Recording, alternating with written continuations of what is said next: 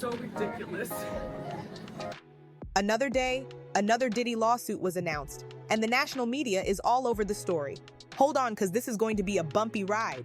Just when you thought you heard it all, guess again, because the Diddy lawsuits are getting more and more crazy. In this video, we're going to talk about Diddy's latest lawsuit. By now, we've all heard that Diddy is facing a federal criminal investigation and a bunch of civil lawsuits. I think the lawsuits stand at 8 and counting. Word on the street is that the Fed's investigation includes allegations of financial misconduct, unpaid royalties, and contract breaches, and of course, the accusations of SA, but that seems to be just the tip of the iceberg. We've been hearing firearms possession, money laundering, possession, and harassment. That's a lot for anybody to deal with, and it must be taking a toll on him. From all indications, Diddy seems to be tying up some loose ends and anticipating possible charges coming his way. It's being reported that he just put the LA house that the feds raided up for sale, and he's asking $70 million for it. He also recently wiped his Instagram account of all posts, including the apology he made after the Cassie tape was exposed to the world. The one thing that we can't forget is that even though there are several people accusing Diddy of crimes, they are still just allegations, and none of them has been proven in a court of law. A federal investigation can take months, and in some cases years, to reach the point of indictment. The feds dig deep, like they're digging for gold. They leave no stone unturned when building a federal case because they intend to win. So far, we have no idea how long they have been working on his case or how close they are to a possible indictment. However, all the chatter says we could hear indictment coming very soon. We really want to know what y'all think, so leave us a comment below. Do you think Diddy will be indicted? Don't forget to subscribe, like, and share the video. Diddy's got so many civil lawsuits that are ongoing, and it may be years before they are resolved. Some of the legal experts discussing the Fed's investigation say that if Diddy is charged and found guilty, he could be facing everything from government seizure of his assets, substantial fines, and even some prison time. There could also be a far-reaching ripple effect of negative consequences for other celebrities that are or have been associated with him and his alleged criminal business dealings. This ish ain't no game. This is serious. Let's not forget all the civil lawsuits, because Diddy could also have to pay millions of dollars in settlements, plus the mounting attorney fees. At some point, he may end up saying the same thing Tasha K said about Cardi B's money. I ain't got it. The Diddy news just keeps on coming, and we're doing our best to keep up with it and share it with you. It's a lot of information, and y'all know we like to dig deep, so check out some Diddy facts provided by Forbes magazine that you might not already know. When he was on that path to becoming a billionaire, that never came to fruition. Forbes never named him a billionaire, but he was almost a stone's throw away from being a billionaire. So at the height of everything, how much does Forbes estimate he was worth? So Forbes last estimated his net worth to be $740 million in 2019. Since then, his team was claiming that he was a billionaire. They never would present any documentation to back up their claims. But the bulk of his net worth, in that 2019 period was not just the bad boy, label and entertainment sector of his business. It was the liquor, the Diageo of it all. It wasn't just the Ciroc vodka at that point. He had also formed a joint venture with Diageo to promote a tequila called De Leon, which was a higher end tequila. And that was a little bit of an interesting diversion, whereas, the Ciroc deal was purely just like him being a spokesperson, getting paid for the marketing aspect of that. But De Leon was, both of them putting money in behind this tequila brand to make it a success. And so there was Bad Boy, there was the Diageo stuff, and then there was also Sean John, which was his fashion brand.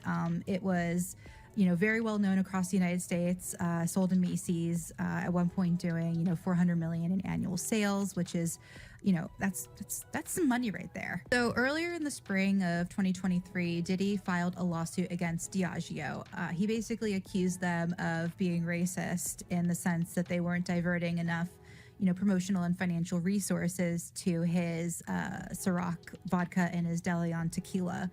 And that really created a lot of animosity between the two parties. And that was playing out behind the scenes of the empire that was, like we said, collapsing from within before it collapsed from the outside, or fully fell apart, I guess is the better way to put it. So when you're looking through Diageo's response, did anything stick out to you?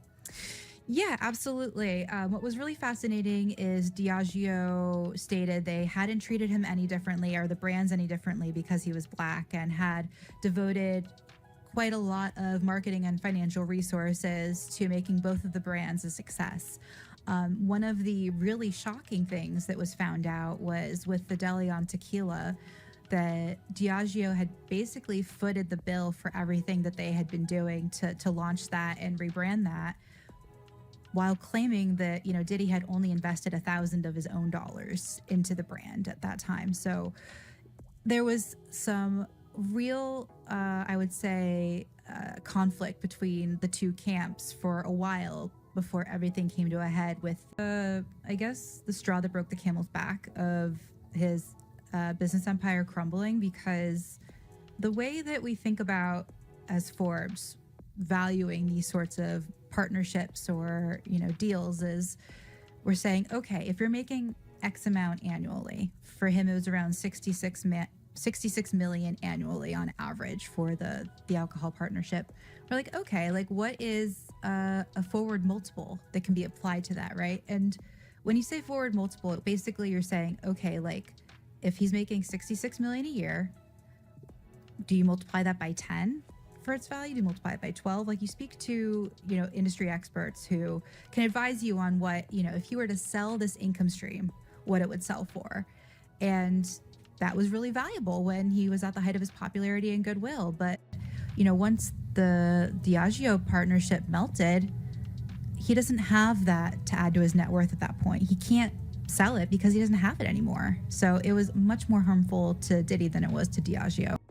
Check out what some of the legal experts are saying about the latest news coming from the feds. Diddy is a subject in their investigation. They break down what that really means.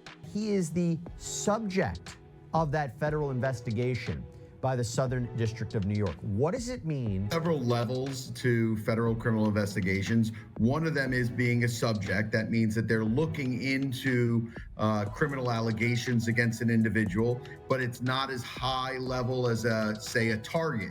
A target is essentially, they're very close to getting an indictment. They're going to get an indictment, and they invite you to come in to speak to them before they get the indictment, or to work out a deal before they arrest you. When you know that you're a target, and they don't necessarily always tell people, hey, you're a target or a subject. They usually send those letters out to see if they want to come in and cooperate, or they have any evidence they want to present, or they want to have a discussion. I think the fact that they sent the letter saying that he's a subject, I think they already knew that. Once your house gets raided by the feds, you are either a subject or a target, more likely a target than a subject. It's interesting that they sent out this letter saying that he's a subject, but I think that his lawyers are already speaking to the Southern District of New York, and they know kind of what's going on, and that there's a federal indictment that could be on the horizon.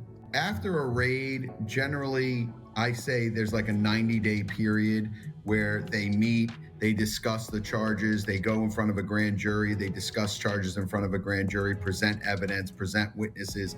And usually there's this 90-day window, maybe a 120-day window, but it's usually within anywhere from 3 to 5 months that they put together an indictment, depending on how vast it is. I mean, I've seen it closer to 60 days. It just depends on what they're investigating.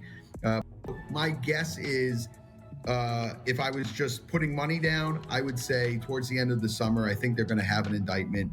I don't see how any evidence that he has is going to sway them to the contrary, especially where they have this grand jury that has been meeting. My guesstimate is for at least 45 days, and they've been providing evidence. They usually don't waste their time on a grand jury meeting and presenting evidence and then not file any charges whatsoever.